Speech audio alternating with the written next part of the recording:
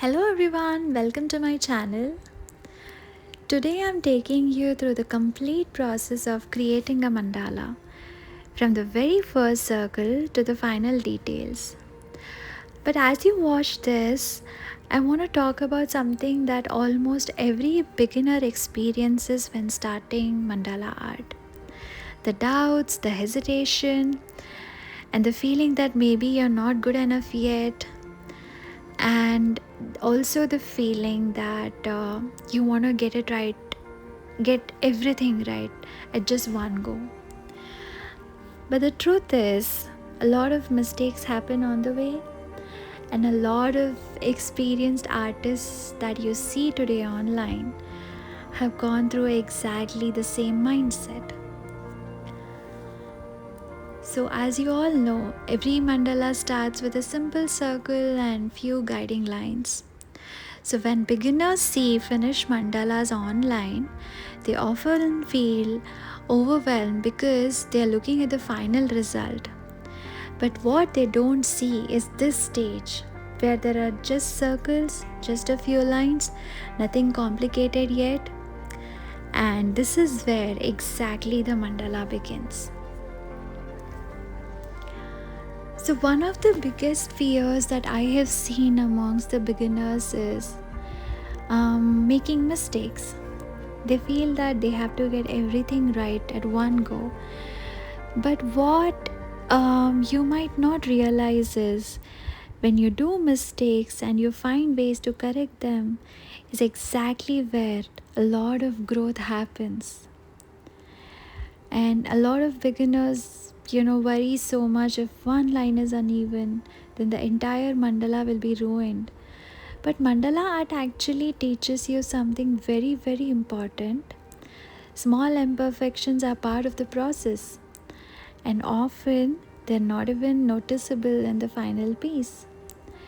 So instead of chasing perfection and being scared of making mistakes, enjoy the whole process, celebrate the mistakes that you have made, and just focus on the rhythm. So when the first few patterns starts appearing, then the beginners often start doubting themselves. They might think, is this looking good? Should I change the design? Am I doing it right? Are these colors looking good together? But mandala art does not require complicated patterns. Most beautiful mandalas are made using very simple shapes like few petals, curves, lines, and dots. When you repeat simple elements, the design naturally becomes more intricate. Other things, and one of the most important thing that I see amongst the beginners is getting scared to choose colors.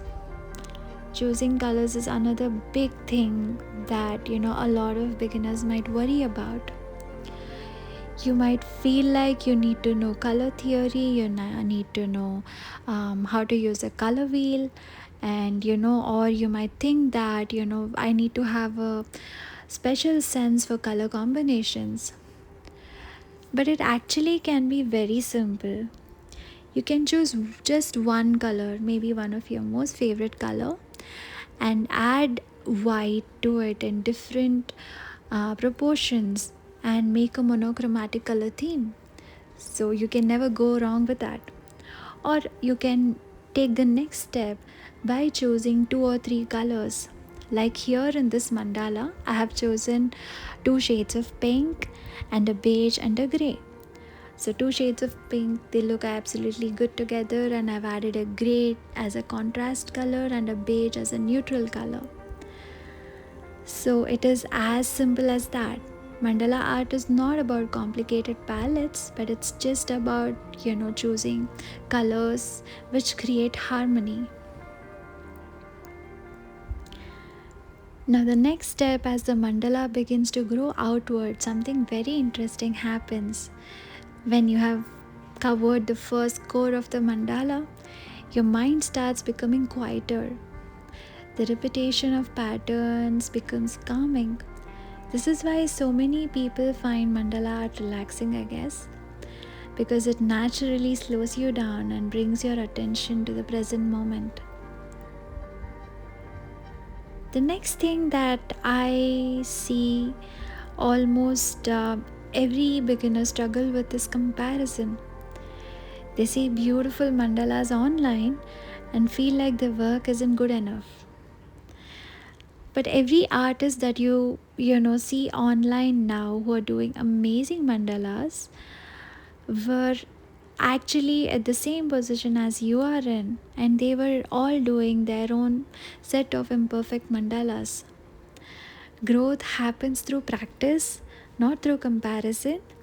Every mandala you create teaches your hand something new, and your hand becomes more and more steadier as you do more and more mandalas.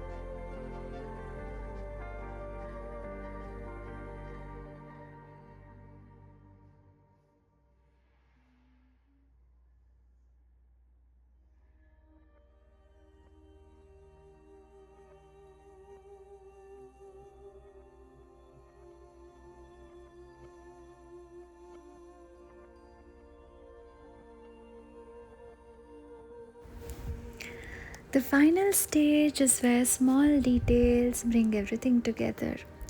Tiny dots, beautiful strokes, delicate lines, finishing touches begin to complete the design. This stage requires patience, but it's also the most satisfying part of the process. You begin to see how all the layers connect. If you're a beginner watching this, I want you to remember something very important. You don't need to be perfect to begin mandala art. You don't need complicated designs or expensive materials. All you need is patience and the willingness to start and just to enjoy this whole process of creating something really beautiful. Because every beautiful mandala you see today once began with a simple single circle. Watch this till the end and give it a like and subscribe to my channel if you liked what you watched until now. And thank you for being here.